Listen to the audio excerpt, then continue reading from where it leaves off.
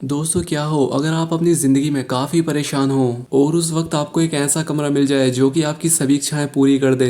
कुछ ऐसा ही होता है आज की इस कहानी में एक कपल के साथ जो कि उनकी ज़िंदगी तो बदल देगा, लेकिन इस रूम की एक भयानक सच्चाई भी होती है जो कि ना आगे काफ़ी परेशानी में डालने वाली है। ये कहानी शुरू होती है और हमें एक कपल को दिखाया जाता है जिसमें लड़की का नाम कैट और लड़के का नाम मैट होता है। ये लोग एक छोटे से शहर में एक घर खरीदते हैं। अब इसमें से जो मैट होता है वो पेशे से एक आर्टिस्ट होता है और उसकी वाइफ केट एक ट्रांसलेटर होती है। लेकिन अब इन दोनों ने अपनी जॉब छोड़ दी होती है क्योंकि इन्हें अपनी लाइफ में कुछ और नया करना था। खैर अब इसके बाद ये लोग उस घर के अंदर आते हैं और उस घर को अंदर से एक्सप्लोर करने लगते हैं। अब यहाँ पर मैट को घर के अंदर एक अजीब किस्म का रूम मिलता है और मैट को इस रूम की चाबी भी अपने सामान से मिल जाती है। अब जैसे ही ये दोनों लोग उस रूम को खोलने के लिए जाते हैं कि तभी घर की सभी लाइटें खुद से ही जल बुझने लगती हैं और इसके बाद लाइट चली जाती है। अब इसके अगले दिन ये एक इलेक्ट्रीशियन को बुलाते हैं और मैट उसे बेसमेंट के अंदर लेकर जाता है। अब यहाँ मैट जब उसे लेकर पहुंचता है तो वो काफी चौंक जाता है क्योंकि ये पूरे का पूरा बेसमेंट काफी सारी तारों से भरा पड़ा था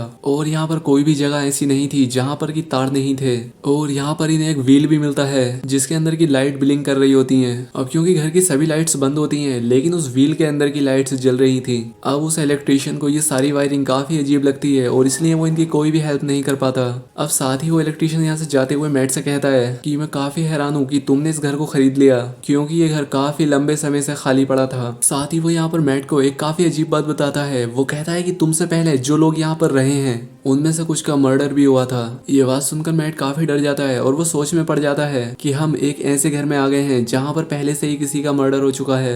अब ये सारी बातें वो केट को नहीं बताता और वो इस बारे में नेट पर सर्च करने लगता है। अब यहाँ पर उसे पता चलता है कि 1975 में एक लड़के ने इस घर में रहने वाले एक कपल को मार दिया था, लेकिन उसने ऐसा क्यों किया था इस बात का आज तक कोई पता नहीं लग पाया है। लेकिन इसके बाद उस लड़के को एक मेंटल अजाइलम में भेज दिया गया था।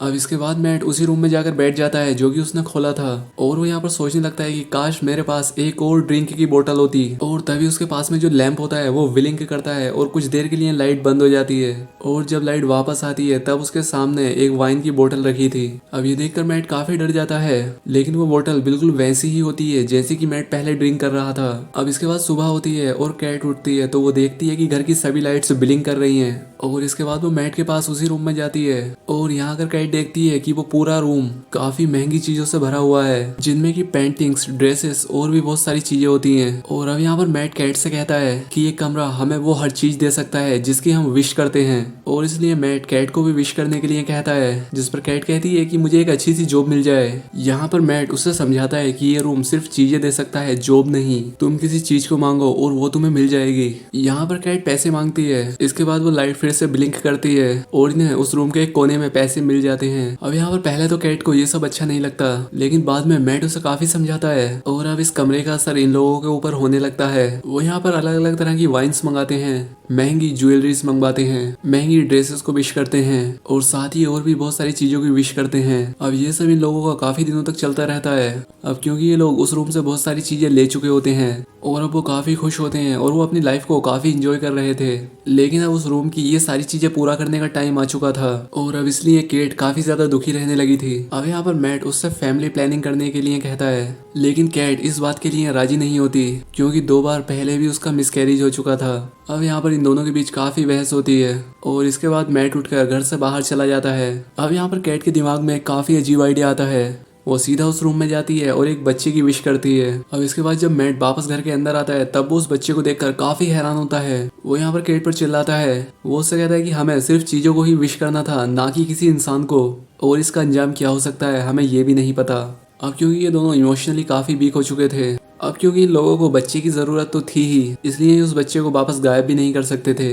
अब इसके बाद मैट इस घर में हुए मर्डर के आर्टिकल इंटरनेट पर देखता है। उसे यहाँ पर पता चलता है कि इस किलर का नाम जॉन डो था और इस रूम के कहने पर ही इसने उन लोगों को मारा था। अब इसके बाद मैट उस किलर से मिलने के लिए अजाइलम में जाता है। अब यहाँ पर जब उस किलर को पता लगता है कि ये लोग उसी घर में आए हैं तो वो मैट से कहता है कि जितना जल्दी हो सके उस घर को छोड़कर यहाँ से दूर चले जाओ। अब घर आते वक्त जब मैट अपनी गाड़ी में पेट्रोल फिल करा रहा होता है और जब वो अपनी जेब में हाथ डालता है तब वो पाता है कि वहाँ पर पैसे नहीं है बल्कि उसकी जगह धूल मिट्टी है। और यहाँ पर उस रूम की एक बड़े सीक्रेट के बारे में पता चलता है कि अगर उस रूम से विश की गई चीजें उस रूम से बाहर जाएंगी तब वो खुद से ही गायब हो जाएंगी। अब इसके बाद मैट भागकर घर वापस आता है और वो फिर से घर को एक्सप्लोर करता है वो यहाँ पर इस मिस्ट्री को जानने की कोशिश करता है कि आखिर इस रूम में ऐसा क्या है जो ऐसा होता है, लेकिन उन वायर्स के अलावा यहाँ पर कुछ भी नहीं मिलता, क्योंकि वो तारें सिर्फ उस घर के बेसमेंट में नहीं थी बल्कि पूरे घर में थी। दूसरी तरफ केट का बच्चा काफी रो रहा होता है, इसलिए केट उसे घर से बाहर लेकर जाती है, जिस पर मैट उससे ऐसा करने के लिए मना करता है क्योंकि केट को असली वजह का नहीं पता था। लेकिन इसके बाद भी केट घर से बाहर चली जाती है और जैसे ही वो उस घर से बाहर जाती है वो बच्चा जोर जोर से रोना शुरू कर देता है। उस बच्चे की स्किन का रंग भी बदलने लगता है, लेकिन अब केट जोर जोर से चिल्लाने लगती है। वो यहाँ पर मैट को बुला रही होती है और इसलिए मैट उन दोनों को घर के अंदर लेकर आता है। और अब हमें यहाँ पर एक अजीब चीज देखने को मिलती है। वो जो उनका बच्चा था वो अब एक बच्चा नहीं रहा था, बल्कि अब उसकी उम्र 7 से 8 साल की हो चुकी थी। और अब हमें यहाँ पर पता चलता है कि अगर वो रूम किसी इंसान को देगा और अगर वो इंसान इस घर से बाहर जाएगा तो उसकी उम्र काफी तेजी से बढ़ने लगेगी, और उम्र तेजी से बढ़ने की वजह से वो जल्द ही बूढ़ा हो जाएगा और मारा जाएगा। और अब यही वजह थी कि उस बच्चे को अंदर रखना होगा। अब जब ये सारी बातें केट को पता चलती हैं तब वो काफी शॉक्ड हो जाती है, लेकिन फिर भी अब केट उस बच्चे को अपना मान चुकी थी। और अब इसके बाद से इन दोनों हस्बैंड वाइफ में इनका रिलेशन भी खराब हो जाता है, यहाँ तक कि ये दोनों अलग अलग रूम में रहने लग जाते हैं, क्योंकि यहाँ पर केट अपने बच्चे जिसका नाम शेन होता है उसे ही सब कुछ मान चुकी थी। अब क्योंकि शेन दिखने में और बाकी के काम करने में बाकी के नॉर्मल बच्चों जैसा ही होता है, लेकिन बस एबनॉर्मल ये होता है कि उसे बाहर जाना अलाउ नहीं होता। और शेन को लेकर ही उन दोनों हस्बैंड वाइफ में काफी झगड़ा रहता था।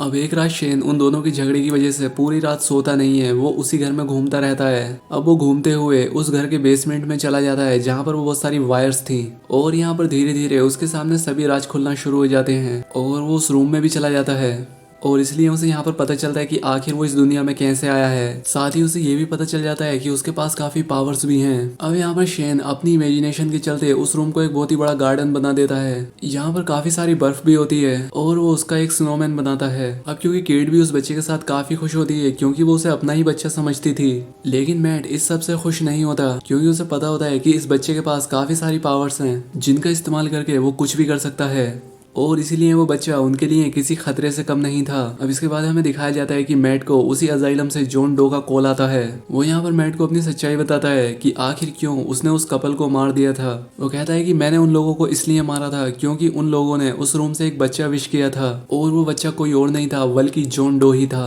अब क्योंकि वो बड़ा हो गया था, उसे बाहर भी जाना था, बाहर की चीजों को देखना था, उसे बाकी लोगों की तरह अपनी जिंदगी बितानी थी, लेकिन उस पर काफी पाबंदियां थी। और इसलिए उस रूम ने मुझसे कहा कि अगर तुम्हें बाहर जाना है तो तुम्हें उसी इंसान को मारना होगा जो कि तुम्हें इस दुनिया में लेकर आया है। और यही वजह थी कि मैंने उन विश करने वाले लोगों को ही मार दिया था, और इसी वजह से मैं जेल में हूँ। ये सारी बातें केट घर के दूसरे फोन से सुन लेती है। इसके बाद वो घर से गाड़ी लेकर चली जाती है कि आखिर उसने कितनी बड़ी गलती कर दी है। अब केट काफी रात तक घर ही नहीं आती और वो अपनी गाड़ी ड्राइव करती रहती है। घर पर शेन मैट से पता करता है कि आखिर उसकी माँ कहाँ पर है, लेकिन मैट तो काफी गुस्से में होता है, इसलिए वो उसे सारी सच्चाई बता देता है कि हमने तुम्हें उस रूम से विश किया था। और इसलिए वो उससे कहता है कि अगर तुम इस घर से बाहर जाओगे तो तुम 5 मिनट के अंदर ही जवान हो जाओगे और बूढ़े होकर मर भी जाओगे। और इसलिए वो उसे जानबूझकर घसीटते हुए दरवाजे के पास ले आता है, लेकिन बाद में उसे उस पर तरस आ जाता है कि आखिर ये है तो एक बच्चा ही। और इसलिए मैट उस बच्चे को सॉरी बोलता है और वो उसे एक स्टोरी सुनाता है। और अब वो दोनों एक साथ इतने घुल मिल जाते हैं जैसे कि वो सच में बाप और बेटा हों।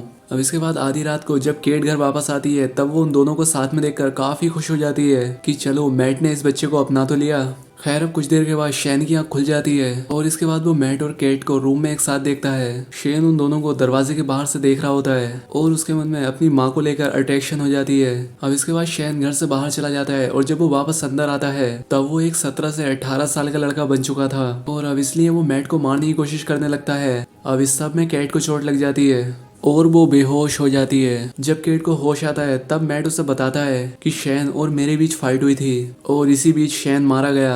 अब ये बात सुनकर केट काफी दुखी हो जाती है क्योंकि उन्हें कुछ दिनों के लिए एक बच्चा मिला था और अब वो चला भी गया। खैर अब इसके बाद केट मैट से कहती है कि मैं यहाँ रहना नहीं चाहती, मैं यहाँ से जाना चाहती हूँ। लेकिन यहाँ पर मैट उससे कहता है कि हमारे पास पैसे नहीं है, और दूसरा ये कि हमें यहाँ पर सर्वाइव करने के लिए सब कुछ मिल भी जाता है और शायद इसलिए हमें ये जगह नहीं छोड़नी चाहिए। अब यहाँ पर कैट नोटिस करती है कि मैट का बिहेवियर बिहेवियर बदलता जा रहा है वो काफी अजीब होता जा रहा था। अब वो यहाँ पर कैट के साथ जबरदस्ती करने लगता है और अब हमें यहाँ पर पता चलता है कि वो मैट नहीं है बल्कि वो शेन है, जो कि अब एक जवान आदमी बन चुका है। अब क्योंकि शेन अपनी पावर्स के बारे में जानता था और वो मैट इसलिए बन गया था क्योंकि वो केट को अपने मन ही मन पसंद करने लगा था। इसके बाद शेन उस घर को चेंज करके अपने पुराने घर के जैसा बना लेता है। अब यहाँ पर केट जो कि बेहोश हो चुकी थी, शेन उसे उठाकर उस रूम में लेकर आता है। इसके बाद मैट को दिखाया जाता है जो कि बेहोश होता है। अब उसकी यहाँ पर आंख खुलती है और वो उन दोनों को घर में ढूंढने लगता है, लेकिन काफी कोशिश करने के बाद भी वो दोनों उसे घर में नहीं मिलते और अब वो रूम भी लॉक होता है। इसलिए वो बराबर वाली दीवार में होल करके उस रूम के अंदर चला जाता है और उसे यहाँ पर बहुत सारी तारें दिखाई देती हैं जिन्हें वो हटा करके दीवार की दूसरी तरफ चला जाता है और दूसरी तरफ जाने पर इसे अपने घर के जैसा ही सब कुछ नजर आता है। और यहाँ पर मैट समझ जाता है कि ये सब शेन नहीं किया है। इसके बाद मैट कैट के पास पहुंच जाता है और अब यहाँ पर दो मैट होते हैं। अब यहाँ पर कैट कंफ्यूज हो जाती है कि इनमें से असली कौन है और यहाँ पर वो शेन का नाम लेती है जिस पर वो रेस्पॉन्स करता है और इसलिए यहाँ पर कैट को पता चल जाता है कि असली मैट कौन है और शेन कौन था। और इसके बाद कैट मैट को लेकर यहाँ से भागने लगती है। अब वो दोनों हस्बैंड वाइफ इस घर से बाहर भाग रहे होते हैं और शेन भी उनका पीछा करना शुरू कर देता है और इसके बाद वो दोनों उस दीवार को पार करके असली घर में पहुंच जाते हैं। अब उनके पीछे पीछे शेन भी पहुंच जाता है और अब असली मैट उसे पकड़कर घर से बाहर ले आता है और अब इसलिए केट दरवाजा बंद कर देती है।